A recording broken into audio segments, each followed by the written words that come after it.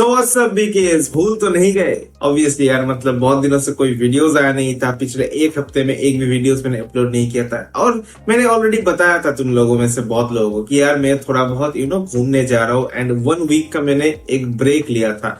So finally I am back. मैं वापस आ चुका अपने ट्रिप से। मैं बहुत ही मस्त ट्रिप किया है भाई, एकदम दार्जिलिंग गया था एंड पहाड़ों की वादियों में मैं बिल्कुल खो चुका था। कुछ ग्लिम्स भी तुम लोगों को दिख रहा होगा। सो एनीवेज भाई, मुझे बहुत ही बुरा लग रहा है कि जब मतलब मेरा ट्रिप खत्म हो रहा था, मैं जब वापस आ रहा था, मुझे बहुत बुरा लग रहा था। फील हो रहा था कि यार ऐसे इतना बढ़िया मेंटल पीस जो था पिछले एक हफ्ते से अब फिर से नहीं मिलेगा। लेकिन फाइनली वापस आने के बाद वो मेंटल पीस अभी भी है, क्योंकि मेरे बैंड बोर्ड ने इतना बढ़िया जो एटमॉस्फेयर क्रिएट किया है ना भाई, दैट्स अमेजिंग। इवन हर कोई बायर्न फैन अभी बहुत बहुत ज्यादा खुश है। एक प्लेयर का जाने का इतना बढ़िया खुशी मिल सकता है, ये मतलब रेयर केस है भाई। एंड ऑब्वियसली भाई हर एक बायर्न फैन अभी खुश है just because Leroy Sane is living.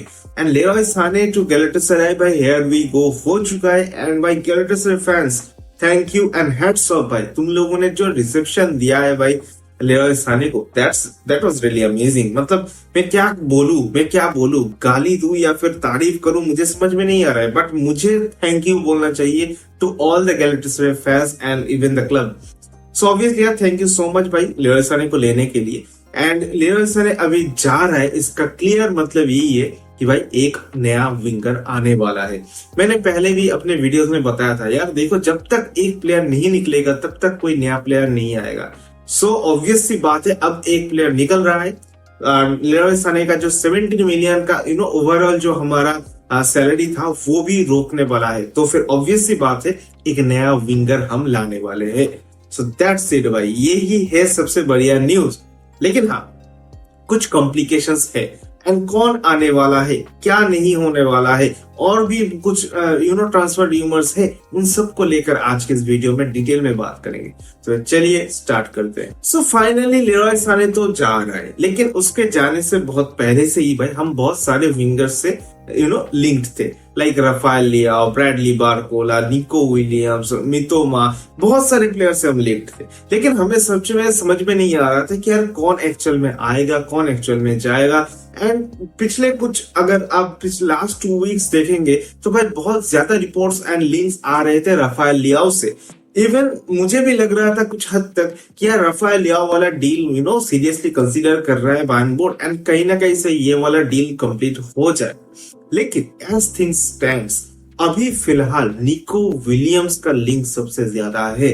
I don't know, मतलब पता नहीं भाई, किसी को पता नहीं कि यार राफेल लियाओ वाला वो लिंक्स अब खत्म हो चुका है या फिर नहीं। We don't know, we can't predict the future कि यार राफेल लियाओ आएगा या फिर नहीं।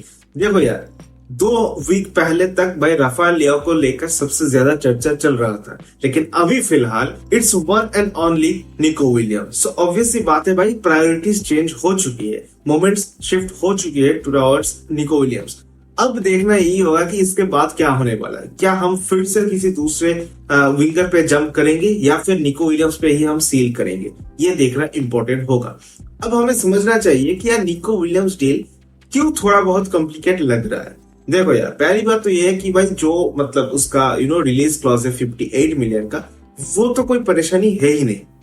हमने लास्ट सीजन ओलिसे को साइन किया था 55 मिलियन पे।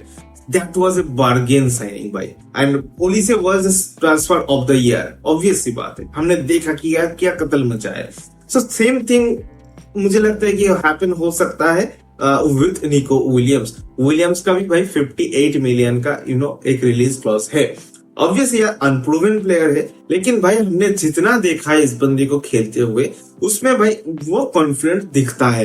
एंड ऑब्वियसली भाई मेरे लिस्ट में तो भाई ऑब्वियसली ये टॉप ऑन द टेबल है, तो ऑब्वियसली भाई इसको मैं लेना पसंद करूंगा। अब ये 58 मिलियन का जो रिलीज क्लॉज है, ये कोई मेजर फैक्टर है नहीं, बायर्न इजीली भाई पे कर सकता है। लेकिन जो प्रॉब्लम हो सकता है दैट इज भाई वेज डिमांड्स। अब निको विलियम्स ने भाई ओवरऑल ग्रॉस सैलरी भाई मांगी है 20 मिलियन का, जो काफी हाई है भाई। अब देखो, हमें थोड़ा समझना पड़ेगा हमारा वेज स्ट्रक्चर। हमारा जो वेज स्ट्रक्चर है ये बहुत पहले से ही भाई फकअप हो चुका था। जब वो ओलिवर कान एंड ब्रेजो हमारे बोर्ड मेंबर्स पे थे, स्पोर्टिंग डायरेक्टर थे, उस टाइम से ही भाई फकअप होना स्टार्ट हुआ था। एंड भाई धीरे धीरे तुम देख सकते हो इस सीजन में हमने बहुत बार ऐसा देखा है कि यार मुसियाला ज्यादा पैसा मांग रहा था, किमिक भी ज्यादा पैसा मांग रहा था, वो मेकानो भी मांग रहा है। सो ये सिचुएशन क्रिएट हुआ है just because of that fuckup जो कि भाई किया था ब्राजो एंड ओलिवर कान ने। तो ऑब्वियस सी बात है भाई उन सारे गलतियों को ना अब धीरे धीरे सॉल्व कर रहा है मैक्स सेवल एंड क्रिस्टोफ फेनॉर्ड। इसीलिए हमारा जो मेन प्राइमरी टारगेट था इस सीजन का कि यार हमारा वेज स्ट्रक्चर को, वेज बिल को 20% तक गिराना है। तो इसीलिए भाई हम हाई वेजेस वाले प्लेयर्स को हम सेल कर रहे हैं। ऑब्वियसली यार लेरॉय साने को हमने सेल कर दिया है एंड वो अभी जा रहा है। अब दूसरा हमारा जो मेन टारगेट रहेगा दैट इज भाई किंग्सली कोमान। किंग्सली कोमान का भी भाई बहुत हाई वेजेस है, उसको भी अगर हम बेच देते तो फिर भाई उधर भी भाई सैलरी बहुत सेफ होगा। एक और हमने सेव किया है दैट इज थॉमस मुलर के साथ। थॉमस मुलर का 20 मिलियन का जो वेज मिलता था, उसको सैलरी मिलता था, वो भी हमने सेव किया है क्योंकि उसके साथ हमने कॉन्ट्रैक्ट एक्सटेंशन नहीं किया, ऑल्दो करना चाहिए था। एनीवेज वो अलग टॉपिक है, उस पर भी हमने बात की है पहले भी, तो वो भी एक सेफ हुआ है। तो तुम देख सकते हो कुल मिलाकर भाई हमने 3 मेजर प्लेयर्स के जो वेजेस है उनको हमने सेव किया है। और भी किया जा सकता है, अगर प्लेयर सेल्स होगा और भी पैसा जनरेट होगा। तो ये कहीं ना कहीं से हमारा वेज स्ट्रक्चर को फिक्स करने वाले हैं।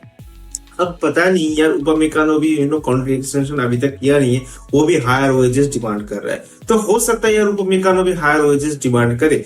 तो अब हम हर एक प्लेयर को तो हाई वेज पे सेट नहीं कर सकते ना।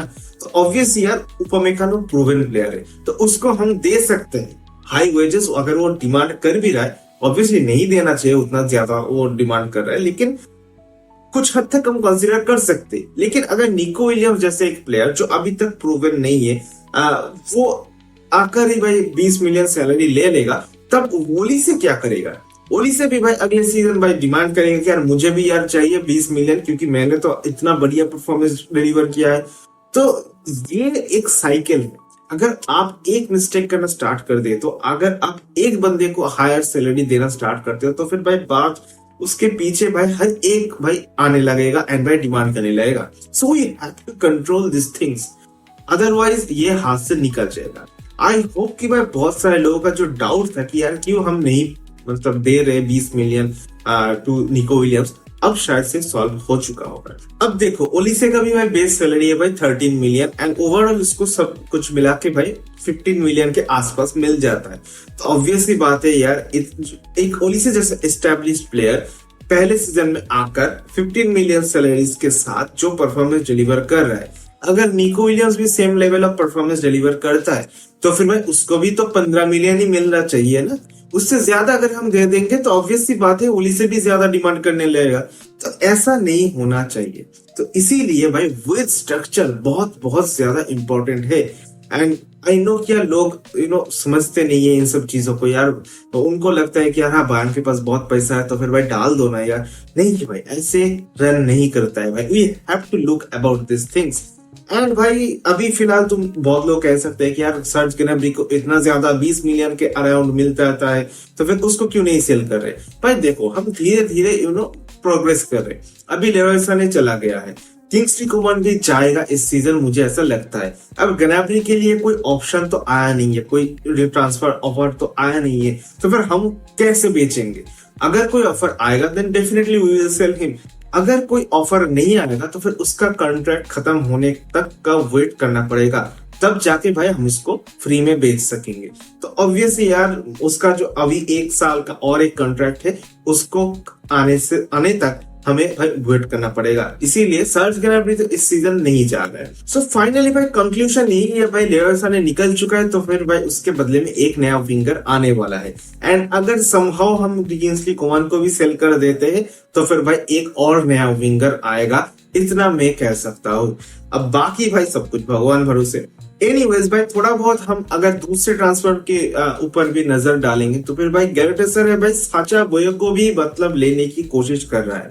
अब देखो भाई साचा बोये को हमने गैलेटासराय से ही उठाया था, लेकिन उसका स्पेल अभी तक बायर्न पे बहुत ही खराब गया है। बहुत ही अनलकी आप कह सकते हो, क्योंकि इतने सारे मेजर इंजरीज हुआ है एंड इतना इनकॉन्सिस्टेंसी गया है। जब भी थोड़ा बहुत रन ऑफ गेम्स मिलता था वो भाई इंज्योर हो जाता, तो ऑब्वियसली यार ये सही नहीं गया उसके साथ। लेकिन ऐसे एक प्लेयर जो कि मतलब हाँ ऑब्वियसली हमने ट्रस्ट किया था, बहुत अच्छा साइनिंग हो सकता था एंड अच्छा परफॉर्मेंस भी डाल सकता था, लेकिन बंदा इतना ज्यादा inconsistent and by injury prone है, तो क्या हमें रिस्क लेना चाहिए एक और साल या फिर नहीं?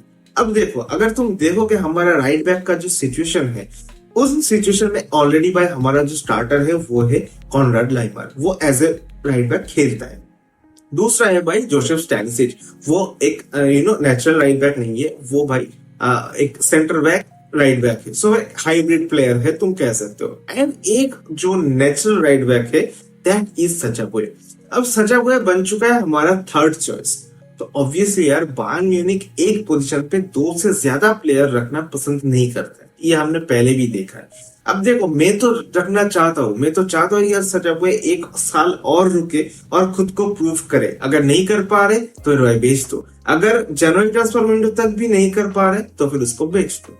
लेकिन एज थिंग्स स्टैंड्स, अगर गैलेटासराय इंटरेस्टेड है ऑब्वियसली, एंड अगर गैलेटासराय और भी ज्यादा कॉन्क्रीट टॉक्स स्टार्ट करता है, इंटरेस्ट शो करता है, तो फिर भाई हम उसको सेल भी कर सकते हैं। अभी जो रिपोर्ट्स आ रहा है गैलेटासराय ने भाई साचा बोये को एज ए लोन प्लेयर भाई लेना पसंद करेगा एंड भाई एक बाय ऑप्शन भी डालना चाहेगा, तो ये सिचुएशंस क्रिएट हो रहा है। वी डोंट नो कि यार साचा बोये के साथ क्या होगा, बट अल्टीमेटली भाई हमें वेट करना पड़ेगा एंड भाई देखना पड़ेगा।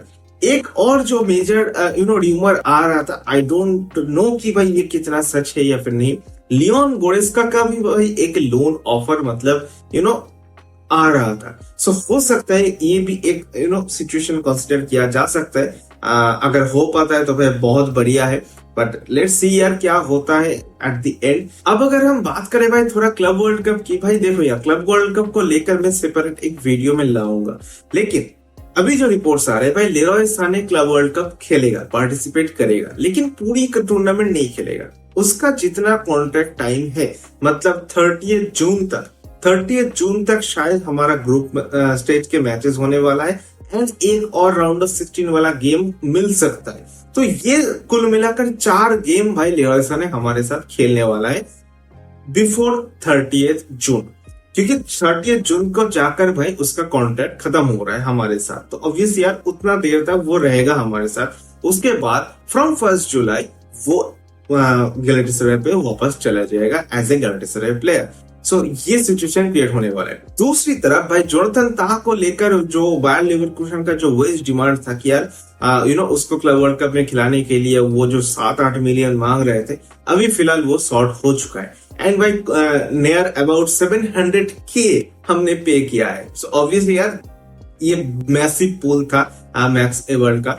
दूसरी तरफ भाई टॉम बिशॉप के लिए भी भाई हॉफेनहाइम थोड़ा बहुत पैसा मांग रहा था एंड भाई नियर अबाउट 300K हमने देकर ये मामला सेटल कर गया है। तो आप कह सकते हैं यार जोनाथन ताह एंड टॉम बिशॉप दोनों ही भाई स्टार्ट से खेलेंगे एंड दोनों का ही कुल मिलाकर भाई 1 मिलियन के आसपास खर्चा हुआ है। सो दैट्स इट भाई। तो इतना तो मेरे हिसाब से ठीक ठाक ही है एंड भाई उन दोनों प्लेयर का ही भाई इस मंथ का पूरा वेज हम दे रहे हैं।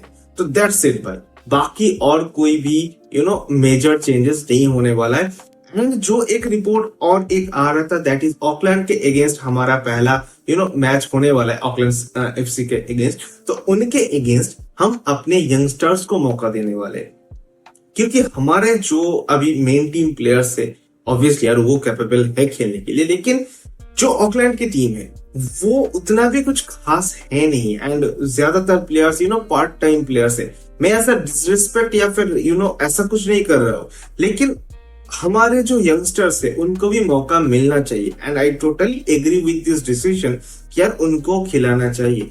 ज्यादातर भाई यंगस्टर्स को हम मौका देंगे इस गेम पे एंड आई बिलीव कि भाई अगर थोड़ा बहुत रिजल्ट्स इधर उधर हो रहे हैं तो फिर भाई हमारे मेन टीम प्लेयर्स तक आ सकते हैं एंड भाई मैच के रिजल्ट्स को चेंज कर सकते हैं। सो आई कैन इमेजिन कि भाई एडम ओजनव, लियोनार्ड कर्ल, इन लोगों को अब फाइनली जाकर मौका मिलने वाला है। एंड आई जस्ट होप कि यार हमारे यंगस्टर्स अपने हंगर को शो करे एंड भाई वो एक अपने इस फर्स्ट टीम में एक अपना स्पॉट वो रिजर्व करे, ये मैं बस होप करता हूँ। सो दैट्स इट यार, अब let's hope for the best. आज के वीडियो में बस थोड़ा बहुत मैंने जितने भी ट्रांसफर रूमर्स फिलहाल चल रहा है इन सब को लेकर थोड़ा बहुत बात की है। सो दैट्स इट भाई, इस वीडियो को यहीं पे खत्म करते हैं। एंड भाई क्लब वर्ल्ड कप को लेकर ऑब्वियसली मैं एक नया वीडियो, सेपरेट वीडियो लाऊंगा, तो उस पर हम डिस्कस करेंगे about club world cup. So that's all भाई, मिलते हैं इस दूसरे वीडियो पे, तब तक के लिए टाटा बाय बाय, मियां सानिया।